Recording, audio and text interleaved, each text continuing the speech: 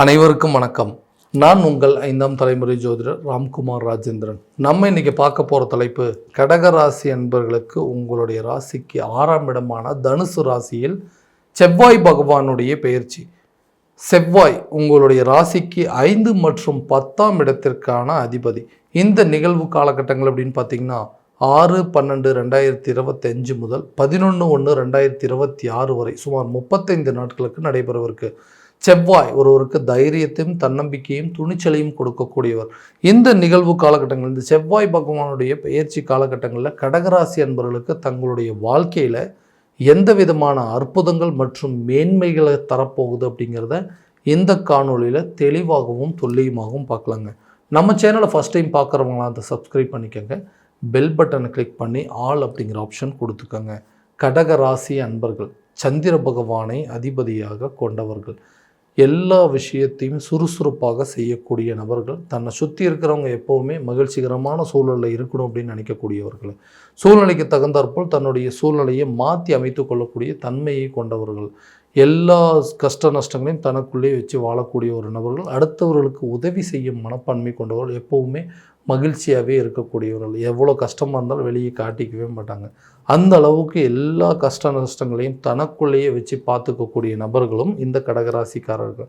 இந்த ராசிக்காரர்களுக்கு வாழ்க்கையில் எல்லா விஷயங்களும் கரெக்டாக பண்ணியுமே எனக்கு மட்டும் ஏன் இப்படி நடக்குது, தேவையில்லாத விஷயங்களில் தேவையில்லாத அளவுக்கு அவப்பெயர்கள் அப்படிங்கிறத சந்திக்கக்கூடிய சூழல் அப்படிங்கிறது ஏற்பட்டிருக்குங்க. எந்த ஒரு தப்புமே செய்யலைங்க, எந்த ஒரு தவறும் செய்யாத எனக்கு இவ்வளோ பெரிய தண்டனையா, இந்த தவறையும் நான் செய்யவில்லை, ஆனால் இதுக்கு இவ்வளோ பெரிய அவப்பேர் தேவையா அப்படிங்கிற அளவுக்கு சில நிலைகள் அப்படிங்கிறது வந்துருச்சுங்க. ஒரு இடத்துல என்னால் நிலைய நிற்கவே முடியல, இடம் விட்டு இடம் மாறிட்டே இருக்கிற மாதிரி ஒரு சூழல் அப்படிங்கிறது ஏற்பட்டுகிட்டே இருக்குது.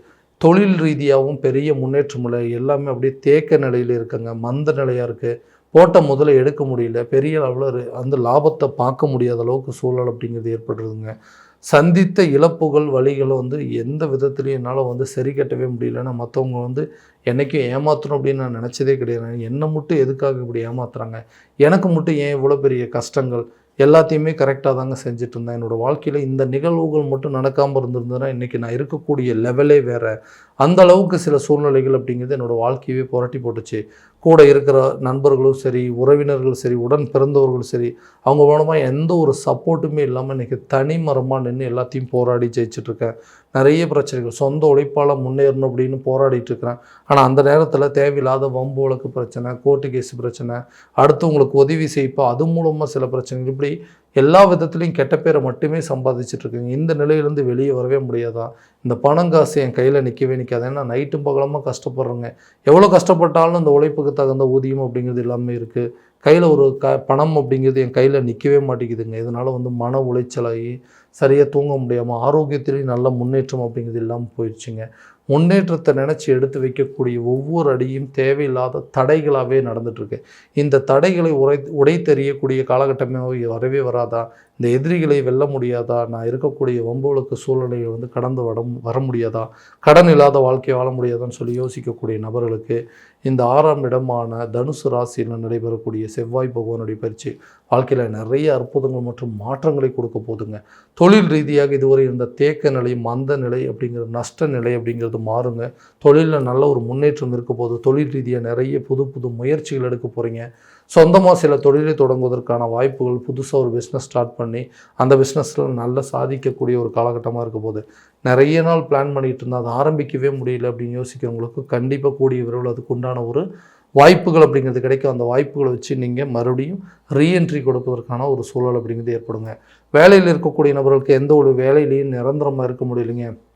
கொஞ்ச நாள் வேலை செஞ்சிட்ருக்கேன், அந்த இடத்துல ஏதாவது ஒரு பிரச்சனை வருது, ஏதாவது மன உளைச்சல் ஏற்படுதுங்க, வரவு செலவு சம்மந்தப்பட்ட சில பிரச்சனைகள் மூலமாக அந்த இடத்த விட்டு வேறு ஒரு இடத்துக்கு போகிற மாதிரியாச்சு, அங்கேயே என்னால் நிலைய நிற்க முடியல, எனக்கு படித்த படிப்புக்கு தகுந்த வேலை கிடைக்கல, அதனால் கிடைச்ச வேலைக்கெல்லாம் போகிற மாதிரி இருக்குது, சூழ்நிலை கடன் சம்மந்தப்பட்ட விஷயத்தினால வேறு வழி இல்லாமல் வேலை செஞ்சிட்ருக்கேன், எனக்கு பிடிச்ச மாதிரி வேலை அமையாதுன்னு கேட்டிங்கன்னா கண்டிப்பாக உங்களுக்கு பிடித்த மாதிரி பிடித்த துறையில் ஒரு வேலை அப்படிங்கிறது கிடைக்கும். ரொம்ப நாளாக வேலை தேடிட்டு இருக்கவங்க கூட புது வேலை கிடைக்குங்க. வேலையில் இதுவரை இருந்த அந்த பிரச்சனைகள் அப்படிங்கிறது தீருங்க. உங்களுக்கு தேவையான சம்பள உயர்வு அல்லது பதவி உயர்வு கிடைப்பதற்கான வாய்ப்புகள் அப்படிங்கிறது கண்டிப்பாக ஏற்படுங்க. திருமணம் ஆகாத நபர்களுக்கு திருமணம் சார்ந்த தடைகள் அப்படிங்கிறது விலகும். எல்லா விதத்துலேயும் நல்லபடியாக தான் பார்த்துட்டு இருந்தாங்க. ஆனால் எங்கிருந்தோ ஏதோ ஒரு சில எதிர்ப்புகள் மூலமாக, பகைகள் மூலமாக எனக்கு நடக்கக்கூடிய நல்ல சுப நிகழ்வுகள்லாம் தடுத்து நிறுத்துகிற அளவுக்கு சில சூழ்நிலைகள் ஏற்பட்டுச்சு. இதனாலேயே நிறைய விஷயங்களை நான் மாற்றிக்கிற மாதிரி இருக்குங்க. யாருக்கும் எந்த கெடுதலும் பண்ணலாம், எனக்கு மட்டும் ஒரு நல்லது நடக்கணும்னு யாருமே நினைக்க மாட்டேங்கிறாங்க. அந்த எதிரிகள் உங்களை விட்டு விலகுவாங்க. உங்களுக்கு கூடிய விரைவில் நல்ல ஒரு சுப நிகழ்வுகள், சுப செய்திகள் அப்படிங்கிறது வந்து சேருங்க. திருமணம் ஆகாத நபர்களுக்கு திருமணம் சார்ந்த யோகங்கள் அப்படிங்கிறது கண்டிப்பாக இருக்கும். காதலர்கள் மத்தியில் இருக்கக்கூடிய பிரச்சனைகள் தீரும். நிறைய விஷயங்கள் விட்டு கொடுத்து போயிருப்பீங்க. அந்த விட்டு கொடுத்தார் கெட்டு போக மாட்டாங்க அப்படிங்கிறதுக்கான உதாரணம் இந்த கடகராசிக்காரர்கள் தான். கண்டிப்பாக உங்களோட வாழ்க்கையில் நீங்கள் விட்டு கொடுத்ததுக்கான ஒரு நல்ல பலன் அப்படிங்கிறது உங்களுக்கு கிடைக்கும். நீங்கள் விருப்பப்பட்ட வாழ்க்கையை தேடி அடையக்கூடிய ஒரு காலகட்டமாக இருக்க போதுங்க. கூடிய சீக்கிரத்தில் நீங்கள் 2 பேரும் ஒன்று சேருவதற்கான சில தருணங்கள் அப்படிங்கிறது ஏற்படும். கணவன் மனைவிக்கிடையே இருந்த அந்த பிரிவுகள் அப்படிங்கிறது ஒன்று சேரக்கூடிய ஒரு காலமாக இருக்க போது, நீண்ட நாட்களாக உங்களுக்கு கூட இருக்கிற பிரச்சனைகள் எல்லாமே தீருங்க. அதை பேசி தீர்த்து கொள்ளக்கூடிய ஒரு காலகட்டமாக இருக்க போது, விட்டுட்டு போனவங்க கூட நீங்கள் செய்த தவறுகள் என்ன அப்படிங்கிறத வந்து உங்ககிட்டயே சொல்லி, இதனால தான் நான் இது நடந்துச்சு அப்படிங்கிறத சொல்லி உங்களை புரிய வச்சு உங்கள் தவறை உணர்த்தக்கூடிய ஒரு காலகட்டமாக இருக்க போது, பிரிந்த நபர்கள் ஒன்று சேருவாங்க. விட்டுட்டு போனவங்க கூட வரக்கூடிய ஒரு காலகட்டமாக இருக்க போது, எந்த தவறுமே செய்யாமல் இன்றைக்கி என்னை பிரிஞ்சு வாழ்கிறாங்க, இதுக்குண்டான சூழலை முழுக்க அவங்க தான் காரணம், இவங்க தான் காரணம்னு சொல்லி ஒருத்தருக்கு ஒருத்தர் குறை சொல்லிட்டு இருப்பீங்க. அந்த குறைகள் தீருங்க. 2 பேருமே கூடிய சீக்கிரத்தில் ஒன்று சேருவதற்கான வாய்ப்புகள். இதனால் நிறைய பேர் டிவோர்ஸ் வரைக்கும் போயிருப்பீங்க. வம்பு வழக்கு பிரச்சனைகள்லாம் வந்திருக்கும். 2 பேர் டிவோர்ஸ் வாங்கிட்டு பிரிஞ்சிடலாம் அப்படிங்கிற அளவுக்கு சில சூழ்நிலைகள் இருக்கும். அந்த சூழல் கூட உங்களுக்கு சாதகமாக சில தீர்ப்புகள் வரக்கூடிய ஒரு தருணமாக இருக்க போது, பிரிந்த நபர்கள் ஒன்று சேருவதற்கான சில முயற்சிகள் இந்த இடத்துல வெற்றி அடையக்கூடிய காலகட்டமாக இருக்க போது, சொந்தமாக ஒரு வீடு கட்டணும், சொந்தமாக ஒரு இடம் வாங்கணும், வண்டி வாகனங்கள் வாங்கணும், கார் வாங்கணும், பைக் வாங்கணும் அப்படின்னு ஆசைப்படுறவங்களுக்கு அதற்குண்டாற்படி சில நல்ல யோகங்கள் நடக்கக்கூடிய ஒரு காலகட்டமாக இருக்க போது, முயற்சி ஸ்தானாதிபதி அதே போல் தொழில் ஸ்தானாதிபதி என்று சொல்லக்கூடிய இந்த செவ்வாய் பகவான் உங்களுடைய முயற்சிக்கு நல்ல ஒரு பலன் அப்படிங்கிறது கொடுப்பாருங்க. நீங்கள் வேலை பார்த்துட்டு இருக்கிற இடத்துல நீங்கள் லோன் அப்ளை பண்ணுறதில்ல, பேங்க் மூலமாக சில லோன் அப்ளை பண்ணி வண்டி வாகனங்கள், அதே நேரத்தில் வீடு கட்டுவதற்கான முயற்சிகளோ அல்லது சொந்தமாக ஒரு சொத்துக்கள் வாங்குவதற்கான முயற்சி, வீட்டுக்கு தேவையான சில பொருட்களை வாங்குவதற்கான யோகங்கள், இது எல்லாமே கட்டாயமாக நல்ல ஒரு பங்களிப்பு அப்படிங்கிறது உங்களுக்கு கொடுக்குங்க. ஆரோக்கிய ரீதியாக நிறைய கெடுதல்கள், மன உளைச்சல்கள், தூக்கமின்மை பிரச்சனைங்க, ஆரோக்கியத்தில் ஒன்று போனால் ஒன்று, ஏதாவது ஒரு விதத்தில் விபத்துக்கள், அறுவை சிகிச்சை அப்படிங்கிறது நிறைய சந்திச்சிட்டேன். ஸோ ஆரோக்கியமான ஒரு வாழ்க்கையை வாழவே முடியாது, இந்த பிரச்சனையிலேருந்து க்யூர் ஆகவே முடியாதா, நீண்ட நாட்களாக சில தொந்தரவுகள் இருக்குதுன்னு சொல்கிறவங்களுக்கு கூட ஆரோக்கியத்தில் நல்ல முன்னேற்றம் அடையுங்க. ரொம்ப நாளாக உடல் ரீதியாக இருந்த அந்த பாதிப்புகள் உங்களை விட்டு விலகும். ஆரோக்கியத்தில் நல்ல ஒரு மேன்மை அப்படிங்கிறது கண்டிப்பாக கொடுக்குங்க. நீண்ட நாட்களாக இருந்த அந்த பிரச்சனைகளை தீர்வு, அதாவது அறுவை சிகிச்சை மூலமாக அதுக்கு ஒரு தீர்வுகளும், அதே போல் மருத்துவ மாற்ற முறைகள் மூலமாக ஒரு நல்ல மேன்மை அப்படிங்கிறது உங்களுக்கு கண்டிப்பாக நடக்குங்க. கல்வி சார்ந்த விஷயங்களில் நல்ல ஒரு முன்னேற்றம் இருக்க போது, கல்வி ரீதியாக எடுக்கக்கூடிய முயற்சிகளும் ஒரு நல்ல பங்களிப்பு அப்படிங்கிறது இருக்கும்.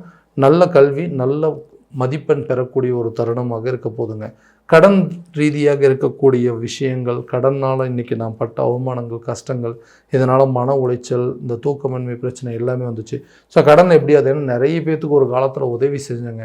ஆனால் இன்றைக்கி எனக்கு உதவி செய்யலைன்னாலும் பரவாயில்ல, என்னை வந்து எடுத்தெறிஞ்சு பேசாமல் இருந்தாலும் போதும், என்னை வந்து குத்தி காட்டாமல் இருந்தாங்கன்னா போதும், எப்படியாவது இந்த பிரச்சனையிலேருந்து நான் வெளியே வந்துடுவேங்க. எனக்குன்னு வந்து திறமையும் தன்னம்பிக்கை துணிச்சல் ரொம்பவே ஜாஸ்தி.